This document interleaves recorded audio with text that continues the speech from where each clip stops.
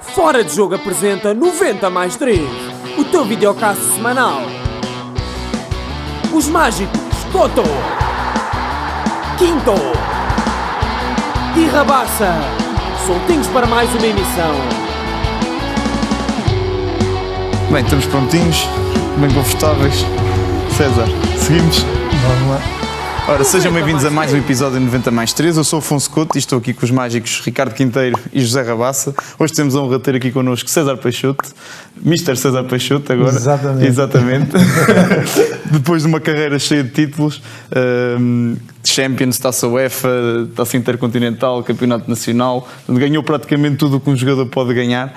Agora como treinador, já com alguma experiência quer na segunda Liga, quer na Primeira Liga. Vamos ter aqui uma conversa que vai misturar os dois mundos, até porque eles se relacionam um com o outro indubitavelmente, não é? Aquilo que foi como jogador molda certamente aquilo que é o César treinador. E portanto, antes de começarmos, desde já agradecer a presença. Obrigado, e a honra de estar aqui connosco. E antes disso, passamos aqui ao Ricardo, que faz sempre aqui uma pequena apresentação dos convidados. Espero que goste. Vamos ver. Boa noite a todos, boa noite ao César, prazer em estar aqui consigo. César Peixoto, todos devem conhecer, nasceu em Guimarães, na altura vim de uma família humilde, mas muito trabalhadora, pai motorista da Câmara, mãe trabalhava numa fábrica de metalúrgica, tem mais 2 irmãos, era muito reguila e irrequieta e miúdo, a sua mãe ou a sua avó, porque passava muito tempo com a sua avó, tinha de dar o dobro da atenção ao César. Em meninos gostava de jogar futebol e matraquilhos, torcia pelo Barcelona e pelo AC Milan, adivinhava muitos jogadores na altura como o EA, Maldini ou o Baresi. Em Portugal gostava da equipa do Sporting na altura do Figo, do Paulo Sousa e do Juskoviak. Grande trabalho. E estamos a começar ainda. Com 10 anos foi aos treinos de captação do Vitória com o seu primo e foi selecionado logo no segundo treino. Passou pelo Ribeira de Pena, pelo Brito, onde jogou na altura com o Macucula, que todos conhecemos também. Na formação jogou maioritariamente a extremo e chegou a marcar 21 golos no último ano de júnior.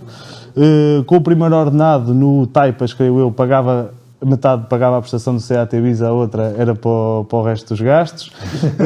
Mas nessa altura também, 16 para 17 anos, equacionou o abandonar o futebol e chegou a trabalhar numa fábrica de calçado. Chega ao Belenenses por referência do Mister João Cardoso, que o aconselhou aos dirigentes do Belenenses a irem vê-lo. João Cardoso na altura era como se fosse família para si. Chorava todos os dias quando veio para Lisboa, uma cidade enorme, e metia-lhe alguma confusão. Foi apadrinhado na altura, creio eu, por Tuque, que era um dos capitães da equipa. Foi muito importante na sua integração. Dividia quarto ao longo desse período também com o Pedro Henriques, nessa altura nos estágios. Segue para o Porto, apesar do interesse de Benfica, Sporting, Inter, Middlesbrough, que na altura tinha um forte investimento, mas queria ir para perto de casa e por isso rumo ao norte para estar mais próximo da família. No Porto, tomou o pequeno almoço com Pinto da Costa e Jorge Mendes na Praça Velásquez e foi conduzido pelo próprio Pinto da Costa nesse dia para ser apresentado ao resto do plantel. Lá venceu, como o Afonso disse bem, uma Champions League, uma Taça UEFA, uma Intercontinental, 3 ligas, 2 supertaças, 2 Taças de Portugal. Portanto, era um grande Porto e, portanto, todos conhecemos. Revela que tinha uma relação de amor-ódio com José Mourinho nessa altura, porque ele combinava com os mais velhos para lhe darem umas porradas nos treinos. Já lá vamos. E não marcava falta. Dele retirou a frase máxima liberdade, máxima responsabilidade, que ainda hoje tenta aplicar e incutir aos seus jogadores. As lesões no joelho são provavelmente os acontecimentos que mais lamenta na sua carreira. No Espanhol chegava a tirar uma seringa líquida do joelho, cerca de 1,5 litro para uma garrafa, foi 5 vezes operado, portanto, horrível, não é? Seguiu-se o Braga, onde voltou a reencontrar um ex-colega de equipa, Jorge Costa. Mais tarde veio Jorge Jesus, venceu o Inter Toto, não deixa de estar presente no único título europeu do Sporting Braga. Chega à seleção também nessa altura, depois de 2 anos em que o davam como acabado para o futebol. E arrisco-me a dizer, é uma opinião minha, que para mim foi a época que eu mais gostei de ver o César a jogar futebol, foi a 8-9, a segunda época no Braga. Seguiu-se o Benfica, onde, tal como no Porto, chega no último dia de mercado também, onde esteve 2 épocas e onde volta a ser campeão nacional e vence 2 taças da Liga também. Sai para o Gil, apesar do interesse do Urdospor, da Turquia, porque não tinha oportunidades no meio campo e não era feliz a lateral esquerda, portanto já tinha ganho tudo e queria terminar a sua carreira feliz. A vida de treinador seguiu-se, muito impulsionado pela sua mulher, que disse que diretor desportivo não era para si, porque tu tens de sentir a pressão, convives bem com pressão e estás sossegado e tranquilo, não te vai motivar. Estagiou com Paulo Fonseca no Shakhtar, depois fez quilómetros e quilómetros por Portugal e se calhar também fora, para fazer questão de reunir a melhor equipa técnica possível e estudar bem os seus currículos e perfis. Começou no Varzim, onde em 9 jogos salvou a equipa da descida de divisão, passou pela Académica, Chaves, Moreirense, mas isso já lá iremos mais à frente. A nível pessoal, gosta muito de jogar pádel e de praticar crossfit. Confessa que as maiores extravagâncias que teve foi com carros, particularmente com um Z8, que adorava. Gosta de tatuagens, mas Ainda tenho. Ainda tem? Felizmente. Gosta de tatuagens, mas só começou a fazer quando terminou a carreira, porque tinha mais tempo.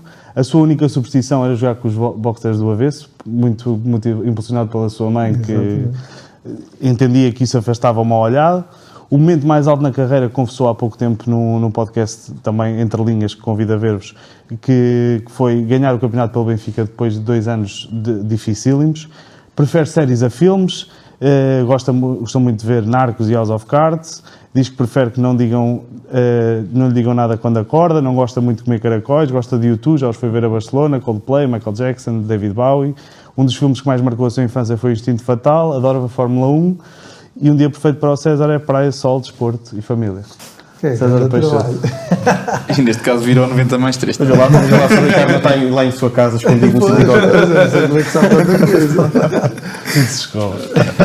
César, muito bem-vindo. Obrigado, é um gosto. Muito obrigado. Vamos lá começar então a nossa conversa. Portanto, já, como o Ricardo referiu bem, tem uma formação no Vitória, inclusive os abonos de família daquela equipa eram o César e o Maco Cula, que eram ali as estrelas da equipa. Apanhou o Manuel Machado. Sim. Já era aquela personagem característica. Igualzinho. Eu apanhei o Manuel Machado nos Júniors, depois nos Séniors no Vitória de Guimarães e nos Séniors no Braga. Apanhei 3 vezes.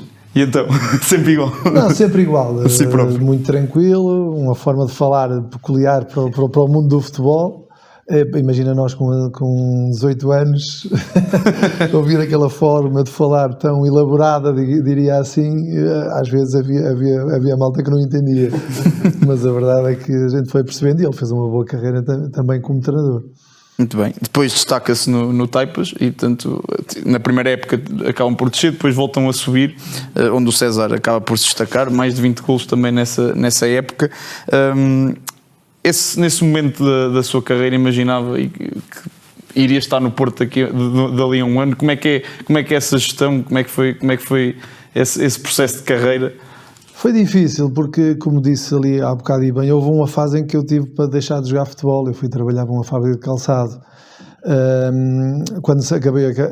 Depois acabei por ir para o último ano dos Júniors do Vitória. O Vitória, eu estava a jogar no Brito, na Regional, emprestado. O Vitória emprestou 3 ou 4, estava com uma Cula na altura também. E o Manuel Machado foi-me ver. Eu comecei a fazer muitos golos e aquilo é uma terra pequena, né? Brito é logo ao lado ali de Guimarães. Ele foi ver um jogo e eu sabia que ele lá estava e eu disse, é uma oportunidade que eu tinha que agarrar, e fiz 2 ou 3 golos na altura e ele chamou-me outra vez eu ainda tinha idade júnior e jogava nos Júniors do Brito e nos Séniors na Regional, ou seja, eu jogava ao sábado por uns e ao domingo por outros. Estava-me a destacar e então o clube queria aproveitar. E então ele viu-me, chamou-me e eu voltei para os Júniors do Vitória de Guimarães e foi quando eu fiz os tais 21 golos. O Vitória, na altura, pegava nos jogadores e metia no FAF, que era a equipa B do Vitória de Guimarães na altura, mas eu estava na mesma divisão que o Taipas, que era o clube da minha terra, e eu conhecia as pessoas, e ali houve ali um bocado de guerra para eu ir para o Taipas, porque eles queriam que eu fosse para o FAF, e eu acabei por não queria, acabei por ir para o Taipas, mas na primeira época não correu muito bem, a gente deixou de divisão, eu também tive Algia, joguei pouco nessa época, eu tive imensas lesões, infelizmente. E depois na segunda época sim consegui fazer uma grande época, voltei a marcar 20 e tal golos e por conselho do João Cardoso, o Belenenses tinha o Gil Vicente, que era o Luís Campos, que hoje em dia é o diretor desportivo Na altura prometeu-lhe que ia jogar na Luz, não foi? Exatamente, que ligaram-me, fui reunir. Esta história é gira porque eu fui reunir com eles e para mim seria mais fácil ir para o Gil Vicente, que é Barcelos ali ao lado, continuava com os meus amigos, com a família, só que o Belenenses, o contrato que me oferecia era bastante superior ao que o Gil Vicente na altura me oferecia, e eu não tinha empresário, na altura fui sozinho ter com eles, meio envergonhado. Estava lá o presidente e mais o diretor desportivo, mais um diretor qualquer, e o treinador, e eu disse, olha, o que me oferecem, outro clube de Primeira Liga me disse qual era, é o dobro do que isto que vocês me estão a oferecer. E eu acho que eles não acreditaram, não acreditaram, achavam que eu estava a negociar, e eu disse, não, eu não estou a negociar, nem tenho um empresário, estou-lhes a dizer a verdade. Por isso, olha, eu vou pensar, mas em princípio não quero. E eu vim-me embora. Voltou-me a ligar outra vez o Luís Campos, porque ele fazia muita questão, ele conhecia-me bem como jogador, que eu fosse para o Gil Vicente, e ligou-me e disse, então, mas eu não estou a perceber como é que um jogador que está na 3ª divisão, tem uma equipa da Primeira Liga, que para a semana vai jogar ao Estádio da Luz, eu estou-te a dizer que sou teu treinador, vou-te pôr a jogar no Estádio da Luz, e tu recusas vir para o Gil Vicente. E disse, mister, eu não sou mentiroso, eu estou-lhe a dizer que tenho uma equipa da Primeira Liga que me dá mais, não vou para lá agora, vou só na próxima época, e vocês não acreditam. Eu não gostei muito da abordagem, porque duvidaram de mim, eu lá do norte, da aldeia, aquela coisa da palavra, ainda hoje é assim. Eu não gostei que duvidassem da minha palavra, não vou. Eu vou falar com eles outra vez, e disse, mister, esqueça que eu não gostei, não vou.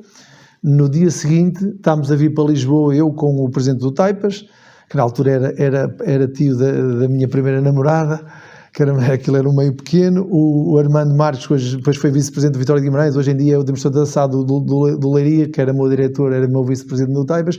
Vínhamos para vir para o Belenenses para assinar, e às tantas estávamos mais ou menos a meio do caminho, e começa a tocar o telefone em mãos livres no carro lá do presidente, eu vinha atrás, e era a malta do Gil Vicente, que ouviu na rádio a dizer que eu vinha para Lisboa para assinar pelo Belenenses. Já queriam dar o dobro, mais que o que o Belenenses me ia dar, já davam mais ao clube também, e era ele pelo espelho olhar para mim, César, ele dá-nos mais dinheiro, nós vamos dar a volta, eu disse, não, que agora já dei a minha palavra à malta do Belenenses, eu não vou falhar com a palavra, eles tinham que ter acreditado em mim, e acabei por ir para o Belenenses, e chorava todos os dias, as primeiras semanas foram difíceis, por isso, até por aí era mais fácil eu ter ficado no Gil Vicente, era tudo muito mais fácil, mas como eu não gostei da forma como me abordaram e duvidaram da minha palavra na altura, fui para o lado mais difícil, que depois provou-se que se calhar foi o melhor que eu fiz, mas na altura já tinha dado depois também a palavra ao Belenenses, e eles queriam que eu falhasse com a palavra, e disse não.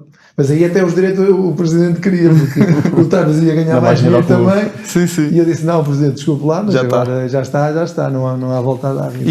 E antes disso ainda chegou a ter esteve lá com 2 pés em Espanha, mas não acabou por não ficar. Também fui a Espanha, sim, porque quando foi outra história, quando nós descemos de divisão, eu não aceitei muito bem aquilo, ou seja, o pouco que eu joguei bem, e eu sempre fui ambicioso e sabia que precisava daquilo até para me poder vingar na vida, a mim, e ajudar a minha família também, e ir da 2ª B para a 3ª, naquela fase da minha carreira em miúdo, que quando nós queremos é ir para cima, não vir para baixo.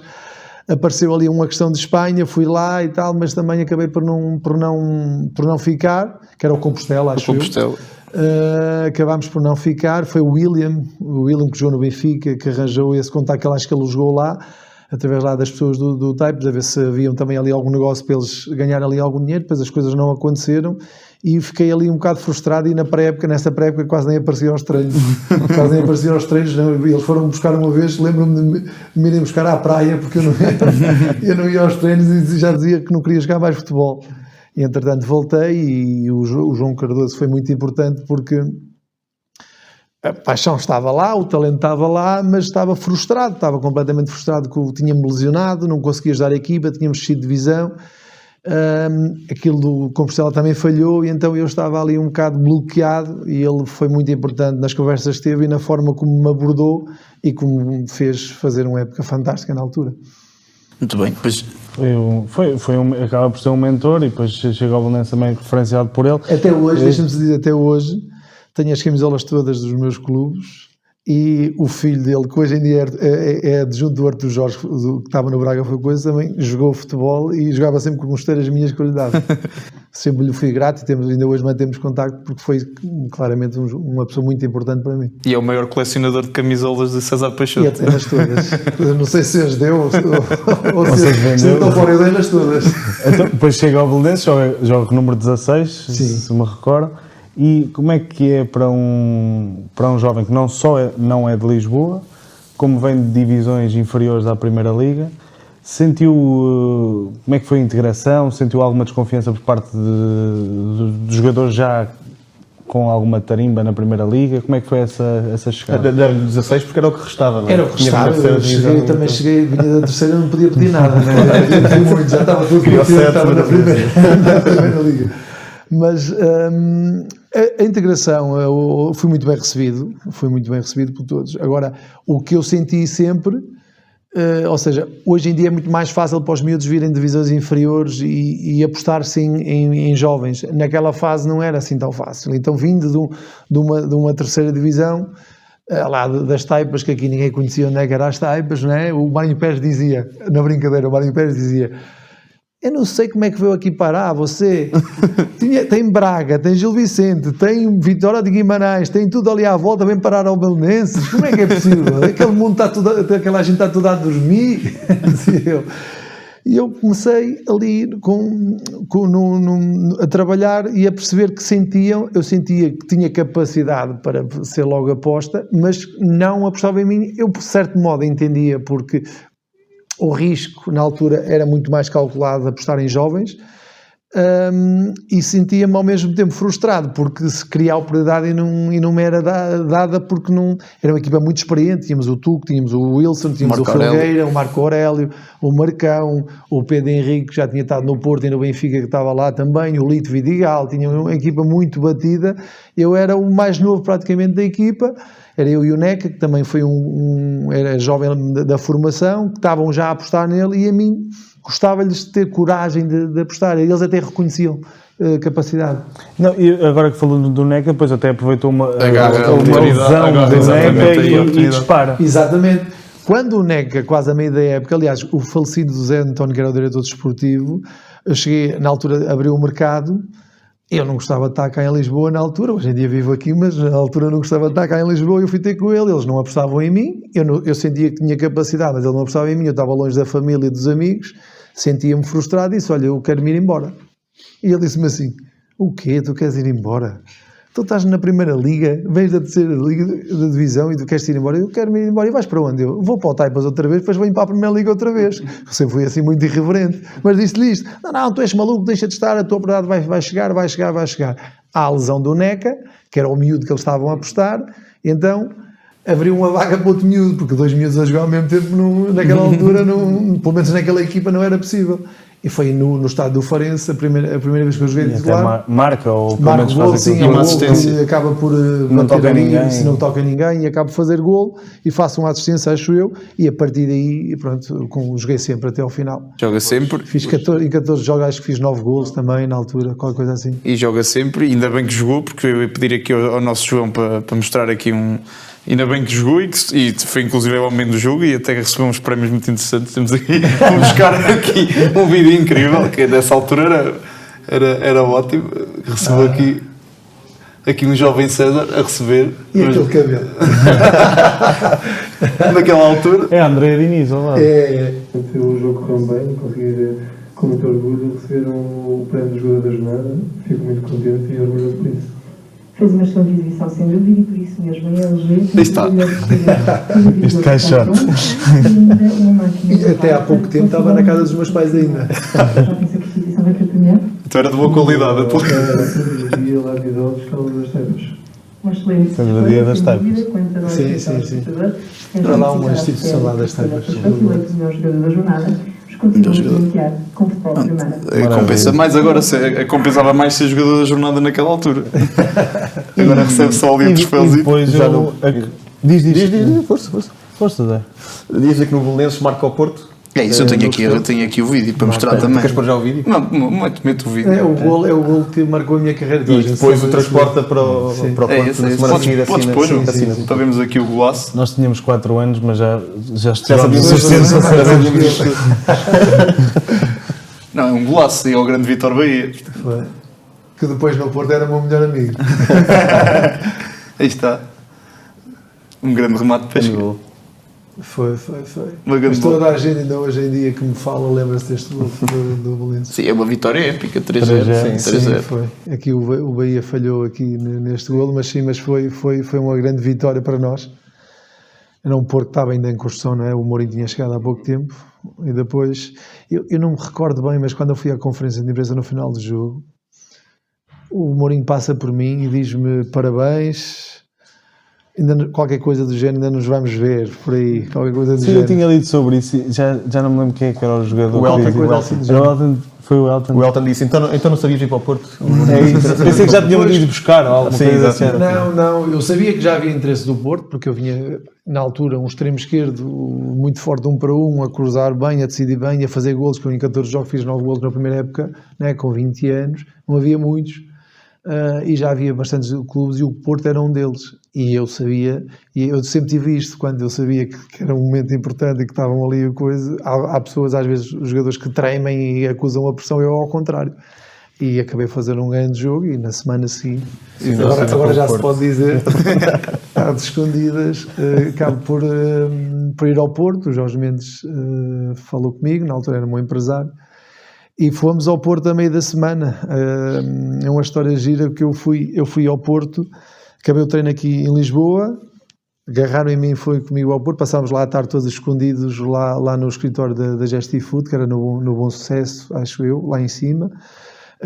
Nem para jantar saímos, jantamos às escondidas, o Jorge Mendes a negociar lá com o Porto as coisas todas, eu lá numa sala à parte, acabo por chegar a acordo com eles, ali, venho-me embora, chego de madrugada, chovia imenso, chego, sei lá, às 3 da manhã, aqui a Lisboa. No dia seguinte íamos para o Porto para jogar com o Salgueiros. Mas não podia dar a bandeira. Nada, cheguei lá, estava em Lisboa. E marca, e volta a marcar. Volta a marcar gol, exatamente. E também nessa altura também é uma altura de ascensão clara do César, não é? Também chega à seleção Sub-21, com o Agostinho Oliveira, não é? Que perdi, já tínhamos o europeu, tudo já estava pré-convocado, já tinha escolhido o número que queria ter nas costas, na seleção. O último jogo de preparação, Inglaterra, lesiono-me e fiquei 3 meses com a perna toda engessada. E a única pena que eu tenho de não ter representado tanto a seleção, porque muitas vezes foi condicionado pelas lesões, nas fases em que eu estava realmente bem, seja no Sub-21, seja na A também, em alguns momentos cruciais da minha carreira, onde eu poderia se calhar ir mais vezes e se calhar afirmar-me. Eu cheguei a ir algumas vezes, só que ia lá só treinar os outros, eu nunca jogava, só joguei uma vez. E chegou a ser convidado, na altura, por Carlos Queiroz, não é? Sim. Por Carlos Queiroz, porque só havia o Duda. Exatamente. E não era para ser o Duda, era para ser o César. Mas já lá vamos, já vai para a frente. Sim. Mas eu falhei o europeu de Sub-21 por lesão também. 20 minutos de jogo em Inglaterra, estava a jogar titular, ia ser titularíssimo, porque eu era, na altura, isto mudou muito. Era eu, Paulo Ferreira e um outro que eram os únicos três que jogavam titular, na primeira liga. sim, o resto era tudo segunda liga ou júniores. Ou estavam lá nas camadas jovens júniores das equipas grandes. O Helder não estava, nem O Postigo ainda não é mais novo. Mais novo. Era eu, o Paulo Ferreira, jogava no Setúbal. O Cândido estava lá também. Sim, mas era outro qualquer. Sim, acho que era um Leal. Pode ser. Pode ser. Quem é de ir para o PSG, provavelmente. Sim, acho que é o Leal. De resto, os outros todos eram suplentes na primeira liga, quase nunca jogavam, ou jogavam de vez em quando, ou os júniores nas equipas grandes. E eu seria titularíssimo absoluto naquela seleção e falhei no último jogo, lesionei-me, infelizmente. E apanha um treinador como José Mourinho, não é?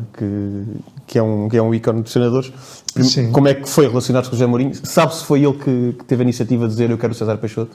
Ou se foi o scouting do Porto, a direção do Porto? Não sei, mas o que me pareceu, eu acho que foi um bocado dos dois, porque ali começou-se a abrir também a questão empresarial, ou seja, de ter talentos para vender.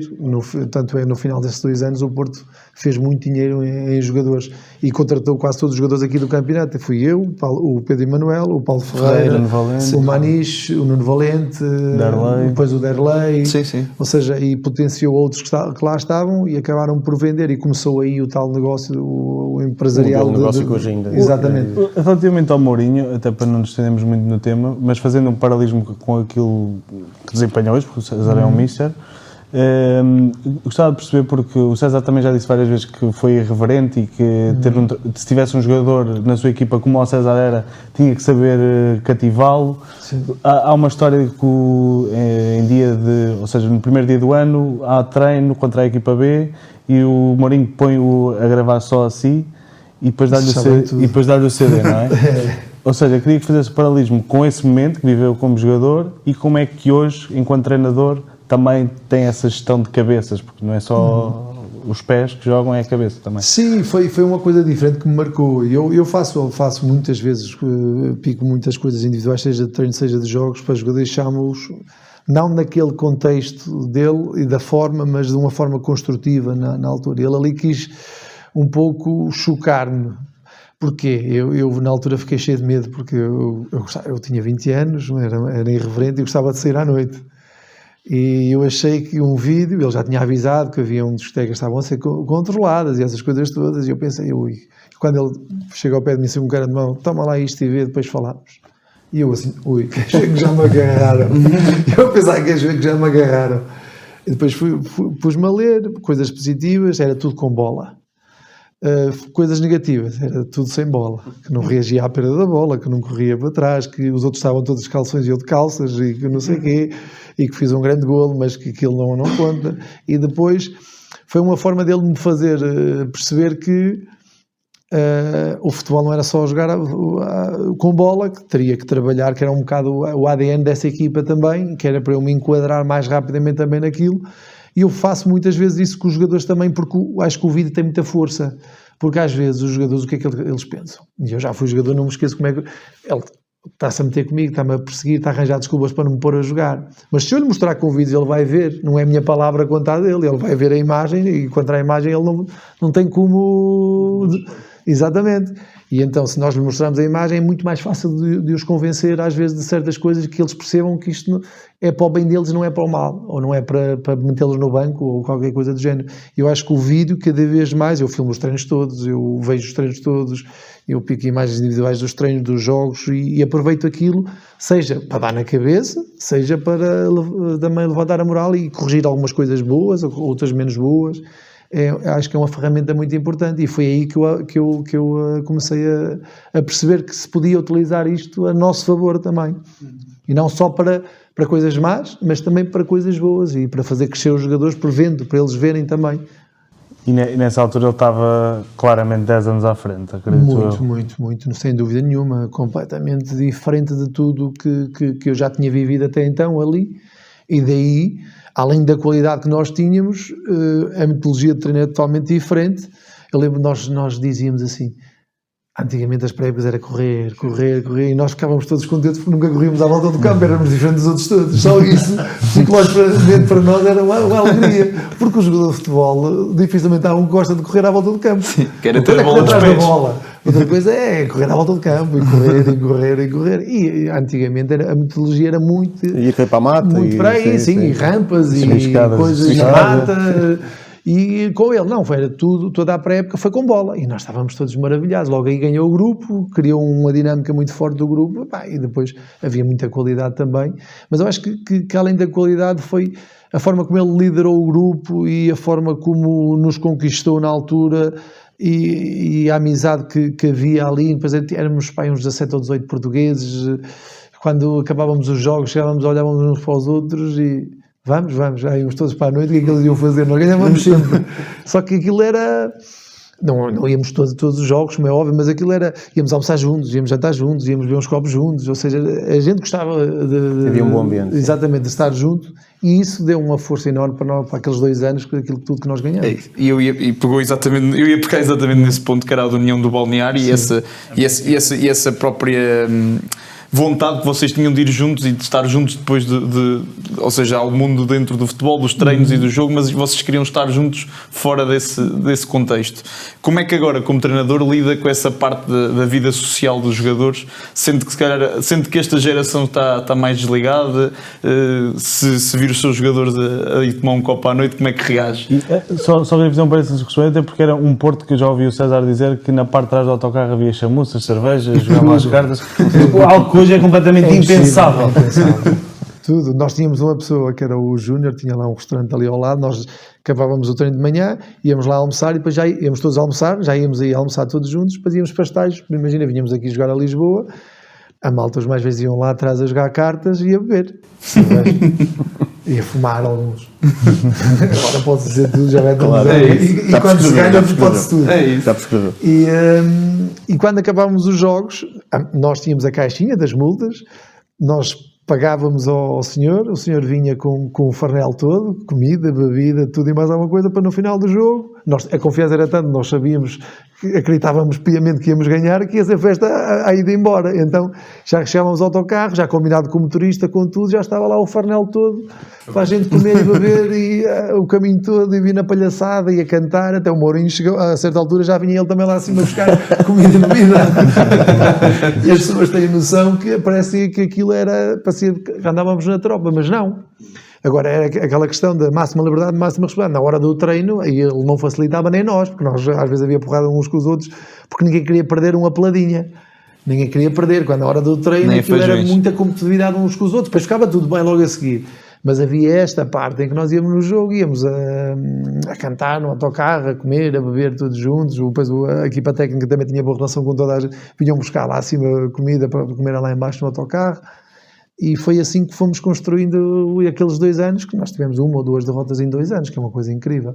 Com o Mourinho, portanto é um grande treinador, todos sabemos. O que é que hoje, como treinador, retira desses tempos em que foi treinado pelo Mourinho e o que é que não retira? Ou seja, o que é que diz, eu vou fazer diferente? O que é que não retira dali?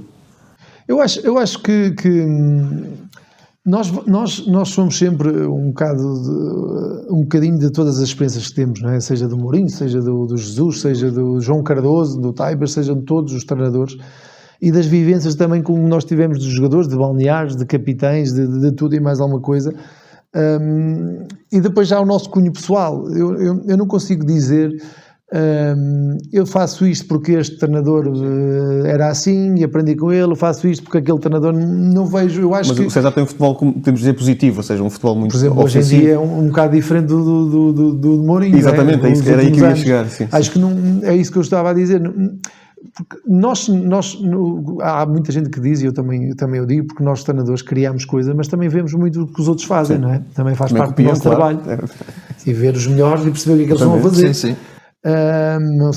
Às vezes até digo na brincadeira que somos uns ladrões de ideias e depois adaptamos, mas damos sempre o nosso cunho pessoal. A identidade pessoal. Porque se nós quisermos replicar exatamente o que os outros fazem, qualquer um vai à internet, pega no treino, né, no exercício e faz o exercício. Mas o momento em que dás o feedback, a forma como dás o feedback, a forma como corriges, como direcionas o próprio exercício, porque um exercício às vezes dá para fazer montes direcional para muitas várias coisas, variáveis, né? Então não há uma fórmula exata que tu possas copiar este ou aquilo. Há coisas que tu gostas, mas depois olhas para a tua equipa e dizes eu gosto disto, mas eu para a minha equipa tenho que adaptar assim, senão isto não vai dar. Por isso não há assim nada. Agora, o máxima liberdade, máxima responsabilidade, se calhar daí desses anos do Porto, principalmente, e claro com o Mourinho, mas aquilo não era só do Mourinho, era dos capitães, era do Jorge Costa, era do Bahia, era do Paulinho Santos, era do secretário, era daquela malta toda com quem eu bebi todos os dias no balneário, que eram os primeiros a beber e a comer e a fazer palhaçada, mas na hora do treino eram os primeiros a dar-nos na cabeça aos mais novos se a gente não fosse sério. E eu acho que isto não tem a ver só com... Claro que o líder é que dá as diretrizes, mas depois tem que ser acompanhado por todos. E nós vamos crescendo ao longo dos anos com todas as experiências, sejam positivas, sejam negativas, e não se posso dizer... se calhar isto, mas tem a ver com aqueles 2 anos, porque foram 2 anos muito marcantes para mim, enquanto balneário, enquanto que é um capitão como era o Jorge Costa, que era um capitão fantástico, enquanto o treinador, o líder, que é máxima liberdade, máxima velocidade, que era o Mourinho, ou seja, mas isto depois tem que se juntar tudo, não há uma coisa só, porque senão toda a gente fazia assim e tudo resultava. Era mais fácil. E o Ricardo há bocado na apresentação falou disso, agora queria que nos contasse aqui, não só a nós, mas também a quem nos está a ver, ali o estratagema que a equipa técnica montou com o Jorge Costa e com o secretário. Isso ficava danado. Quando nos leia. Epá, as pessoas já se lembram de mim, e vocês são mais novos, já na parte final, depois das minhas lesões, eu perdi velocidade, perdi explosão, já não era forte de 1 para 1, era mais cerebral a jogar, mas eu com 20 anos, no Belenenses e no Porto, era muito irreverente, muito forte de 1 para 1, muito rápido. E então o que é que acontecia? Ele queria, o Mourinho, que eu jogasse mais em equipa, e a bola quando chegava a mim eu queria era fazer cuecas, que driblar para trás, para a frente, para um lado, para um lado, para o outro, para não sei o quê. E ele chateava-me, mas eu era irreverente e teimoso e continuava, e acreditava na minha cabeça que era assim que eu ia vingar e assim é que eu devia jogar, e ele não conseguia me mudar ou moldar ao que ele queria enquanto equipa. Mas ele, no fundo, também não me queria retirar todo o talento ou toda a imprevisibilidade que eu dava à equipa, mas queria que em alguns momentos, em algumas fases do campo, e eu com 20 anos ainda não entendia aquilo que soltasse a bola, que eu hoje em dia entendo. E então o que é que ele fez? Combinou com os... Eu só soube no final, quando ele foi embora, nem foi ele que me contou, que soube depois. Ele combinou com os mais velhos, dei-lhe porrada, mas dei-lhe a sério, porque eu não marco falta. Ele tem que aprender a soltar a bola, que ele não solta a bola. Eles pimba, e eu falta, ele siga, eles pimba, e eu ficava maluco. Às tantas resmungava, ele banho. Fui para o banho para umas 10 vezes por isto, porque ele não marcava falta, porque eu a seguir eu ficava enervado, eu via a bola ali, eu pum, uma porrada no outro, e ele pim, falta, também que eu ficava maluco da cabeça. Resmungava, ele banho. Até que depois eu comecei a perceber e começaram-me a dizer, solta a bola, ele faz de propósito, e depois mais tarde é que eu soube que ele fazia mesmo de propósito, combinava com eles, mas eles davam-me cada uma que vocês não estão a ver, eu até estava com a malhadura no ar. Pois é, uma indústria. Eu não queria estar no lugar certo. Também tinha qualidade técnica para isto.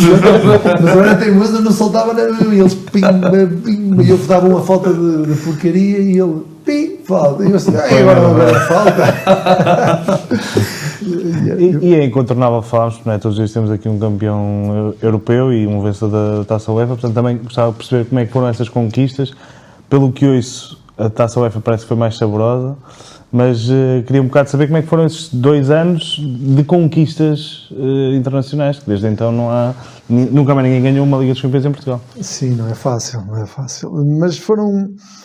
Eu acho que é unânime, se perguntar a todos os meus colegas dessa altura, todos vão dizer que gostaram mais da Taça UEFA, na altura, que agora é a Liga Europa, do que da Liga dos Campeões. Porquê? Porque a Taça UEFA foi o primeiro título internacional de há muitos anos aqui em Portugal e ninguém estava à espera. Arrancámos a época para tentar ser campeões aqui em Portugal e de repente ganhamos a Taça UEFA, não é? Ninguém estava a contar. E toda a final, toda a envolvência, acho que foi diferente. Na Liga dos Campeões, nós depois ganhámos a Taça UEFA, já tínhamos ganho tudo, tínhamos um ano de muitos títulos, uma equipa já mais experiente, mais feita. Também não era que nós dizíamos assim, este ano vamos ganhar a Liga dos Campeões, também não pensávamos isso, mas sabíamos que éramos melhores, sentíamos-nos melhores, né, depois de ganhar. Quando arrancámos aquela época no Porto, nós queríamos lutar a primeira época queríamos lutar pelo título e ganhámos a Taça UEFA, e esse título foi comemorado por nós todos, ainda hoje. Depois mais tarde encontrei alguns na seleção, porque coincidimos, eu já estava no Benfica e eles no Chelsea, outro por todo lado no mundo, e juntámos à mesa a conversar e quase todos dizem que a Taça UEFA foi a mais saborosa porque era inesperada. A Liga dos Campeões, até pela forma como ganhamos a final, foi categórico contra o Mónaco. Foi fantástico, como é óbvio, é o melhor título de clubes, mas o sentimento, por incrível que possa parecer, não foi o mesmo da Taça UEFA. O Taça UEFA foi aquela 3-2, acho eu, até ao final, até ao final, exatamente, foi tudo assim muito imprevisto. E agora, a verdade é que nós na segunda época já acreditávamos em tudo, que tudo seria possível. Agora havia muita qualidade. E é aquilo que eu estava a dizer há bocado, foram 2 anos em que eu bebi muito, seja do treinador, seja dos meus colegas mais velhos, aquela mística que falavam do Porto. Eu apanhei o secretário, o Paulinho Santos, o Vítor Bahia, o Jorge Costa, o Costinhas, os Decos, ou seja, nós tínhamos um balneário muito experiente, depois com uma malta jovem também irreverente, que nos fez criar ali um grupo. E sobretudo pelo grupo e pela forma como jogávamos até no primeiro ano da Taça UEFA, acho que a equipa jogava mais um futebol mais espetacular, mais bonito, mais atraente, mais ofensivo. Na segunda época já fomos mais calculista para ganhar. Na primeira época era um futebol mais envolvente, dávamos goleadas, dominávamos, abafávamos completamente os adversários. Eu acho que essa época foi memorável também por causa disso. Agora, é um sentimento de eu com 20 anos ou 21 anos ganhar aqueles títulos todos, Eu pensei que o mundo não acabava. Festejaram mais até se calhar a vitória em Old Trafford com o gol de Costinha do que propriamente a final. Sim, porque a final foi categórico, ganhámos por 3, acho eu,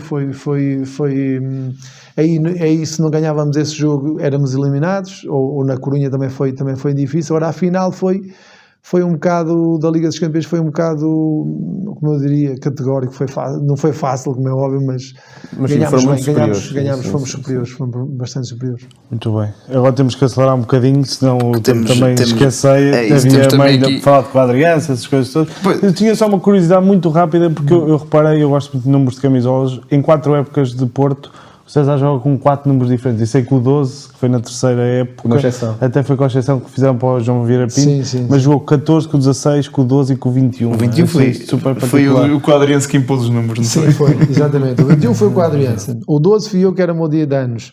Quando eu cheguei ao 14 era o único disponível.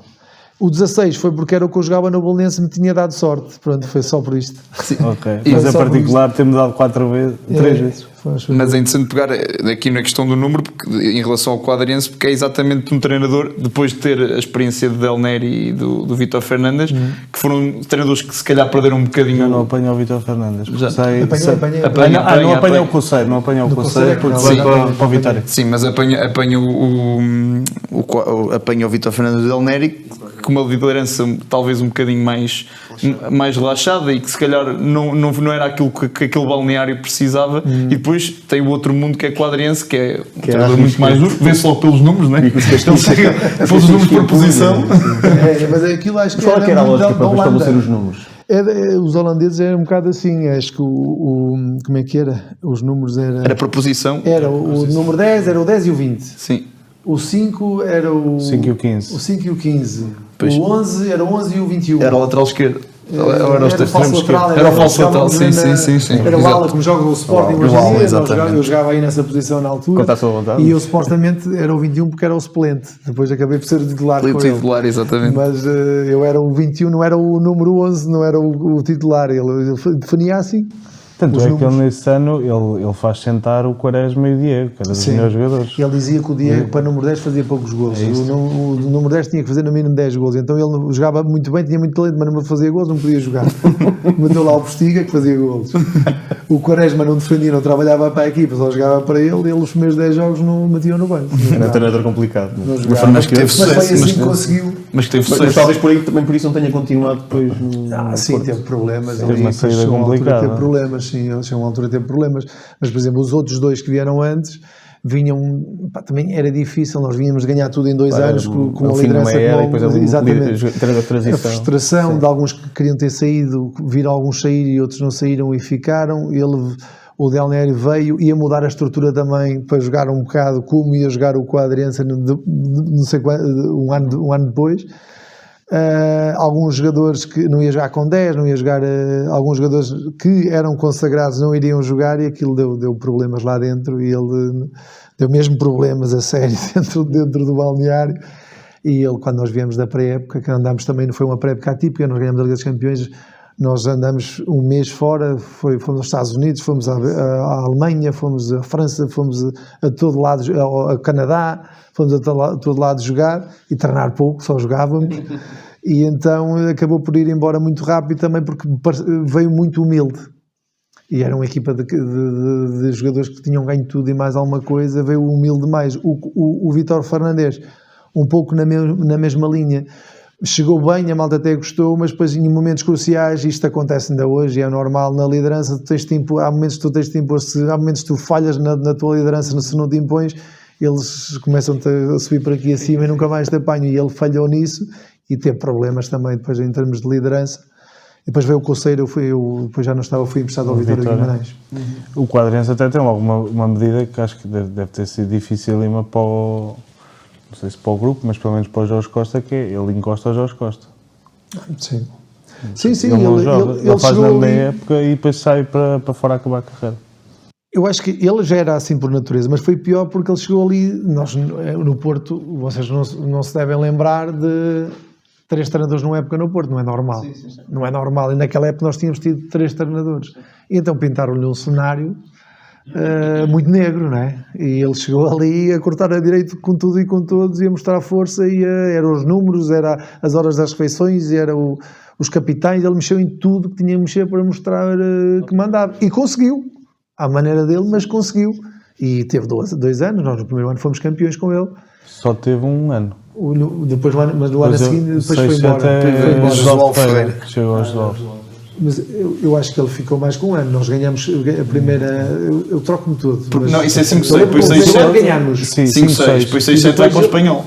O César. Eu vou para o Espanhol, mas ele ainda continua e depois é mandado embora, acho eu, não? Vem iniciar a pré-época, o Josualdo Ferreira, creio eu, está para começar no Boa Vista, então, e depois vem o Josualdo Ferreira iniciar foi uma saída complicada do Quadriense. É porque os jogadores depois fartaram-se da liderança dele, não é? Era muito com o pau na mão. Muito rígidas. Sim. Era muito com o pau na Sim, mão. e depois tem essa oportunidade de ir para o Espanhol, com um treinador muito bom, Ernesto Valverde, Sim. que está agora a fazer uma época incrível no Atlético Bilbao. Infelizmente lesiona-se logo num jogo amigável, onde até tinha feito 2 assistências, e acaba por ficar de fora a época toda, mas apanhou uma grande equipa, uma equipa que até chega a eliminar o Benfica nesse ano. Foi à final da Taça UEFA. Exatamente, tinha Kameni, Zabaleta, La Penha, Riera, Soriano, Luís Garcia, Tamudo, portanto era uma grande equipa. Infelizmente não jogou, retirou alguma coisa dessa passagem. Também. Nossa, é aquilo que eu digo. Retira-se em todo lado. Sim, em todo lado, mas eu foi muito difícil. Eu estive lá 8 ou 9 meses e estava sempre lesionado. Eu treinei uma semana, fiz um jogo, fui outra vez para o hospital de maca de ambulância e fazia tratamento 3 vezes por dia, treinava 3 vezes por dia, tirava-me garrafas de 1,5 litro de líquido, andava daqui a 5 metros e inchava-me o joelho outra vez. Não conseguia jogar, tentava treinos na praia, na areia, tentava na montanha, que eles acreditavam que com aqueles solavancos todos, que podia fazer trabalho proprioceptivo e o joelho melhorar, e se ali ficasse bom na relva dava, e fazia fatores de crescimento com o Ramon, com o Gato, não sei quantas vezes que eu fiz, e nada resultava, porque no momento em que eu fui, já estava na parte final da minha recuperação, fui jogar, levei uma porrada, o tendão esticou outra vez, ficou ali quase a romper outra vez, não rompeu felizmente, e tinha sempre o joelho sempre inflamado, até que me vim embora, peguei-me lá com o médico, lá o Ramon Cogato, e vim embora do Espanhol, infelizmente. Mas vi um treinador tranquilo, muito afável com os jogadores, e conseguia, com a educação, com a forma de estar tranquilo, a levar os jogadores como queria. E claro, tinha lá o De La Penhas, tinha o que eu via sempre, ele a fazer aquele espaço para o Ronaldo, para o fenómeno. São jogadores que a gente vai vendo, vai aprendendo sempre alguma coisa, mas infelizmente foi uma passagem bonita, porque adorei a cidade, adorei o clube também, mas que infelizmente não consegui jogar, estava sempre lesionado. Essa tranquilidade que viu nesse treinador é algo que transporta hoje enquanto mister? É muito importante para si, ou tem um outro tipo de perfil mais aguerrido ou interventivo? Não sei qual é o melhor termo. Depende. Eu costumo dizer que eu nunca sou igual nos clubes todos ou nos grupos todos, porque os grupos também não são iguais e os contextos não são iguais. Pedem coisas diferentes. E há momentos em que nós temos que nos impor, aquilo que eu estava a falar, porque senão nos impomos nos momentos certos e eles percebem, e aí começam-nos aqui a trepar e nunca mais... Já vai o braço todo. Agora... Eu tenho uma coisa que eu costumo dizer aos meus jogadores: eu trabalho igual ganhando ou perdendo. Eu tenho um caminho que quero seguir, sou rigoroso quando ganho, como sou rigoroso quando perco, ou dou liberdade quando ganho ou quando perco, da mesma forma, vou vendo, vou analisando. Agora eu penso que sou tranquilo, agora quando tenho que intervir também não penso 2 vezes, intervenho, seja Sim, com quem for. Já ouvi dizer que o César com amigos é super coração grande, muito emocional, e como treinador obrigou-se a ser extremamente racional e por vezes crítico em abono do grupo. É essa a diferenciação que faz, certo? Sim, eu acho que um líder tem que, por vezes, não tem que liderar com a cabeça e não com o coração, porque se lidar com o coração, a maioria das vezes não vai correr bem. E nós às vezes eu tento sempre fazer aos jogadores, eu costumo dizer que eu não gosto de fazer aos jogadores o que não gostava que me fizesse quando eu era jogador. Agora, há momentos em que eu tenho que o fazer, mesmo que eu sabendo que os jogadores não vão gostar, mas eu sou o líder, eu tenho que me impor em certos momentos e não tenho que o deixar de fazer porque eu sei que eles não vão não vão gostar. E eu acho que essa é a diferença. Eu com os amigos, ou com os meus filhos, ou com a minha mulher em casa, ou com a minha família, eu sou muito de coração, sou muito de ajudar toda a gente, sou muito de coisa. E com os jogadores também sou até um ponto. Até há um momento em que eu tenho que ser líder. Eu não sou amigo deles e nem sou colega de equipa deles. Eu sou o líder deles e há momentos em que nós temos que, eu e todos os treinadores, temos que nos impor, independentemente se eles gostam ou não gostam. É aquilo que eu estava a dizer há bocado. Eu no dia-a-dia tento provocar um dia-a-dia tranquilo, máxima liberdade, máxima responsabilidade, que eu uso muito isto, mas não me privo de, quando tenho que me impor, seja o que tiver que fazer para o bem da equipa, para o bem do clube, e às vezes um bocado contra a minha vontade, contra o meu coração, eu vou fazê-lo porque primeiro está a equipa e o clube sempre, o grupo está sempre primeiro acima de tudo, mesmo que eu depois, já me aconteceu de ter que tomar decisões e depois ficar mal comigo próprio por tomar aquela decisão, mas eu sei que eu fiz o melhor, que era o melhor para o grupo, e então vou fazê-lo. E mal de um líder que não o faça, porque depois acontece que eles começam a perceber que não há liderança e que o treinador é frouxo e que eles a seguir vão começar a trepar e se tu facilitas com os outros vão se achar no direito também de facilitar. Pode partilhar algum momento, assim, se puder, claro, algum momento assim mais duro, onde tenha manifestado essa mesma necessidade de autoridade? Posso, não tenho problema nenhum. Por exemplo, tínhamos um jogador no Passos Ferreira que era o Diaby, que é um jogador muito querido era muito querido pelo grupo, pelo clube e por nós também enquanto equipa técnica. Ele estava ali num conflito porque as próprias características dele não vinham muito de encontro à minha ideia de jogo. E ele tinha que mudar ali algumas questões do jogo dele para poder ser uma opção válida no meu jogo. Foi um dos tais jogadores que eu peguei muitas vezes em vídeos para lhe mostrar e conversas para lhe mostrar. Só que ele também era teimoso. Eu mostrava-lhes 2-3 dias, continuava, fazia o que eu queria e aquilo que eu parecia, pronto, vai dar o clique, ele vai começar a ser um jogador importante para nós, vai ser um jogador não a mais-valia, mas ele passado uma semana voltava outra vez ao mesmo, e não era opção constantemente para jogar, e ele tinha umas expectativas totalmente diferentes, porque o problema agora também é os empresários e tudo, os jogadores têm todos uma expectativa muito alta, porque os empresários de todos e a família dizem que eles são os Maradonas e os Messi todos e que acham que todos têm que jogar. E é legítimo, atenção, isso é legítimo, eu não quero jogadores que não queiram jogar e que não fiquem chateados por não jogar. Mas há um dia em que ele era um miúdo muito querido, muito educado, ele chegava um dia, ele começava a ir assim com uma gola por aqui, com um gorro, e eu Diaby, mostra lá a cara, aperta lá as botas, a gente comecei-lhe a dar na cabeça, chegou um momento, um jogo em que ele não foi a opção, já não vinha sendo muita opção, e eu até estava no meu balneário, chega-me o presidente do Passos na altura, o mister, está ali eles faziam treino, quem jogou fazia no final do treino do jogo, um treino que é para ter a folga no dia seguinte, para compensar o facto de não ter jogado. E ele estava no balneário, não à minha frente, a dizer que não queria treinar, que não ia treinar. E quem me avisou até foi o presidente. E eu ali, sendo treinador, a minha vontade era chegar a ver dele, que ele era um menino, gostava muito dele, toda a gente gostava dele, e dizia, anda cá, tu não podes fazer isto. Mas ele já vinha de uma sequência em que eu tive que chegar ali e disse, olha, já vi, se não treina hoje, não treina mais.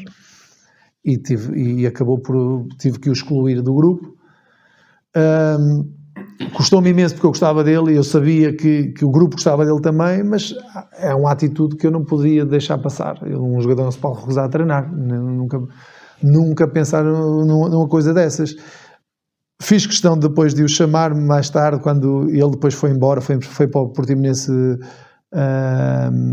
emprestado, mas antes de ir tive uma conversa com ele e ele veio, ele quis falar comigo, disse, sim, eu falo com ele, não tem problema nenhum, ligou-me a pedir, o Diaby queria falar contigo, eu, claro, qual é o problema, não tem problema nenhum. Ele depois veio-me pedir desculpa e eu disse-lhe, Diaby, eu tinha que o fazer. Ele disse, tu tens razão, tinhas que o fazer. Eu disse, eu gostou muito de ter de fazer isto, mas eu tinha que o fazer, tu obrigaste-me a fazê-lo, eu não podia deixar de o fazer, porque senão amanhã, como é que eu depois liderava um grupo, se eu aceitava que um jogador se recusasse a treinar, por exemplo, como houve outras situações, mas era um jogador que era querido pela equipa técnica, por toda a direção, era uma aposta da direção na altura, era querido pelos colegas, que tinham expectativas diferentes, também era de uma cultura diferente, de um país diferente, às vezes não entendia muito bem as coisas, mas acaba por ter ali uma atitude em que eu tive que a tomar, e agora o meu coração dizia assim, pá, gosto tanto deste miúdo, agora vou mandá-lo embora, mas tinha que o mandar embora, tinha que ser, não podia ser de outra maneira. Até por uma questão de coerência perante o grupo. Para não perder o grupo. Sim, tinha que ser, Sim. mas se calhar se fosse um amigo, nós vamos jantar, vamos ver um copo, vamos conversar, vamos seguir,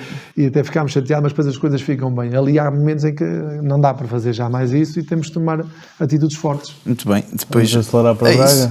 Para Braga e neste caso depois Benfica, mas onde o grande highlight é precisamente este contacto com o Jorge Jesus, que é outro dos treinadores que o marcou muito, que o inspiraram.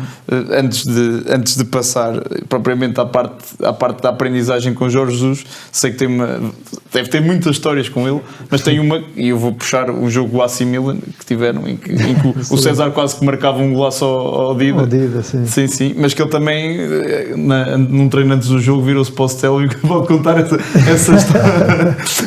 Essa história é boa. Nós estávamos num treino e o Stélio era um miúdo dos júniores do Braga que vinha treinar connosco.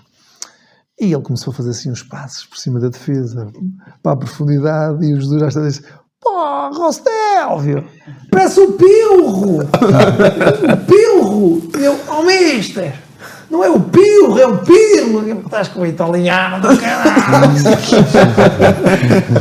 E depois fez outra. Fomos à conferência de imprensa antes do jogo. O Ancelotti era o treinador do Milan na altura. Deu numa entrevista lá em Itália, a dizer que se calhar ia descansar alguns jogadores e tal, porque a desvalorizar um bocado o Braga, na verdade. E alguém lhe contou, reuniu, nós íamos fazer o treino lá no estádio, para a ambientação ao estádio, às luzes e tal, aquelas coisas, depois ia nesse momento cá a conferência de imprensa antes do treino. E ele reuniu a malta no balneário e começa a dizer, porque o treinador do AC Milan, o Ancelotti, e eu voltei-lhe a dizer, mister, não é Ancelotti, é Ancelotti, isso, diz que vai descansar, não sei o quê, a desvalorizar, amanhã é que nós vamos ver, qualquer coisa assim do género, vamos para a conferência de imprensa, eu e ele, tinham 100 jornalistas naquele jogo. Eu tinha dito, mister, não é Ancelotti, é Ancelotti. E ele chegou lá na conferência de imprensa, volta a dizer outra vez, Ancelotti. E eu estava assim lá. Eu acho que ele fazia de propósito às vezes. A malta toda no balneário ria. E depois acaba por fazer umas boas épocas no Braga, que depois acaba por chegar ao Benfica. Jorge Jesus, creio que tenha tido muita importância nesse processo. Depois acaba por ir para o Benfica com a promessa de que poderia acabar a jogar a médio esquerdo, mas que tinha que ser lateral esquerdo no início. E um bocadinho há aquela história que o Zé estava a falar um bocado da possibilidade de o Queiroz falar consigo, de ir à seleção. Foi no Braga, sim. Houve lá uma fase, para contextualizar as pessoas e vocês também, vocês já percebi que fizeram bem o trabalho de casa.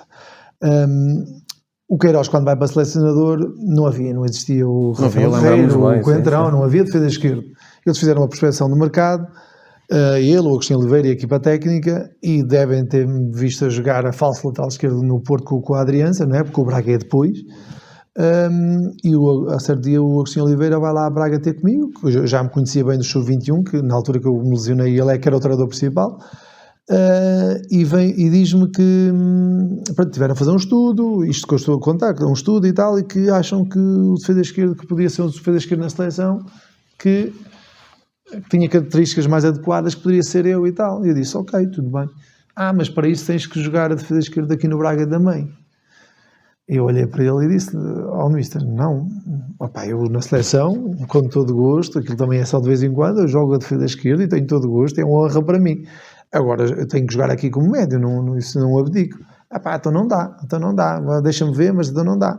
Portanto, bem os dois ter comigo depois do treino, e eles já tinham falado com ele, e eu disse, não, eu jogo a médio, esqueça lá o defesa esquerdo, porque eu jogo a médio.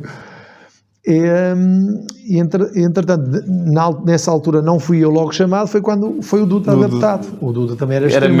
O Duda era das camadas jovens de Vitória, era eu na esquerda, o Macula avançado e o Duda na direita, nos Júniores do Vitória de Guimarães. E ele no Málaga também jogava extremo também, sim. Só que ele, pronto, foi adaptado para a seleção e eu perdi um Mundial ou um Europeu, não sei qual é que era, porque não quis jogar.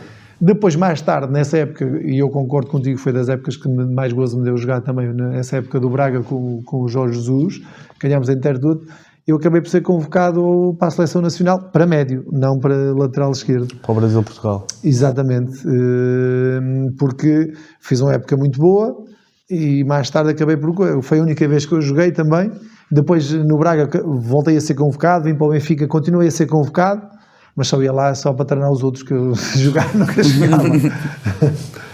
E chega um Benfica pela mão do Jorge Jesus, que tinha sido seu treinador na época anterior, chega a um Benfica em reformulação e eu atrevo-me a dizer que é o regresso da mística do Benfica, coincide com a época em que o César chega. Como é que foi essa época fantástica desse clube? E sobretudo, como o César presenciou, ou seja, o Jorge Jesus chega ao Benfica, portanto nunca tinha estado num grande também, tinha um grande desafio pela frente. Sim, com um currículo muito menor do que o que tem hoje. O Benfica tinha tido treinadores estrangeiros, inclusive com um currículo que não conseguiram ter sucesso, e vem Jorge Jesus e reformula com sucesso. Como é que foi esse processo? Como é que foi chegar a esse Benfica?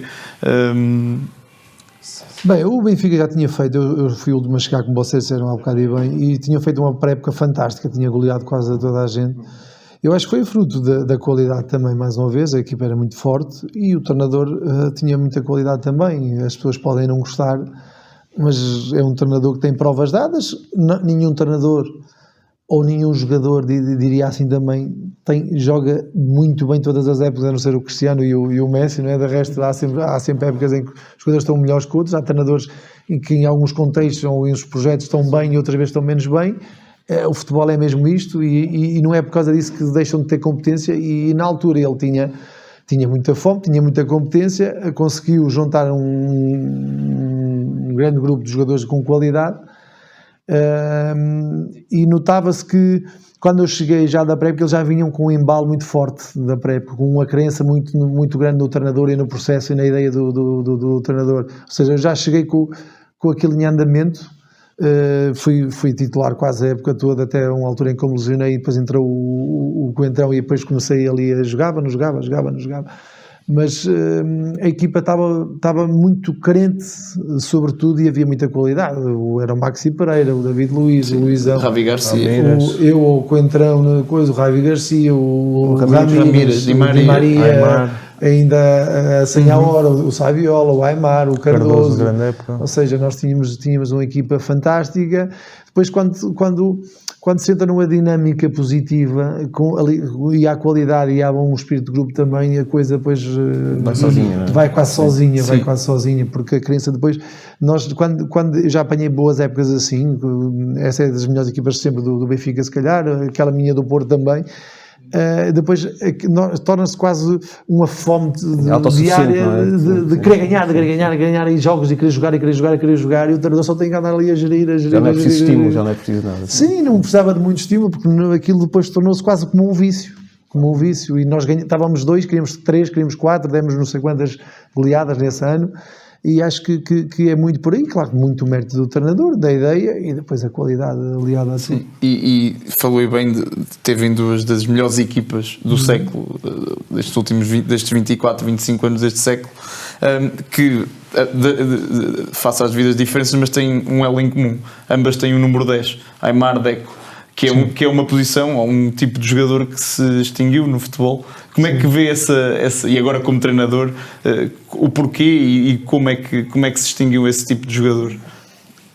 Porque eu acho que o futebol tornou-se mais físico, mais rápido, mais explosivo, mais ações por minuto, onde todos os jogadores têm que defender, têm que exatamente correr, porque se falhar cada vez mais há o estudo ao pormenor do treinador ou à equipa adversária, ao mínimo erro, à mínima falha, basta um falhar que aquilo pode desmontar ali o castelo todo. Ou seja, o conhecimento do jogo também cresceu muito, e daí se calhar os números 10 que só corriam com bola ou só jogavam com Tinham bola muita e liberdade, não, mas não defendiam. e não defendiam, isso deixou cada vez mais de existir, embora vai havendo um ou outro, mas muito por isto que eu estou a dizer, porque hoje em dia o futebol vai tão ao pormenor, nós estamos o adversário tão ao pormenor, mesmo no nível que eu estou imaginando lá em cima, que não pode haver, então nós treinadores portugueses, por isso é que nós temos sucesso em todo lado, nós estamos tudo ao pormenor, nós sabemos tudo da equipa adversária,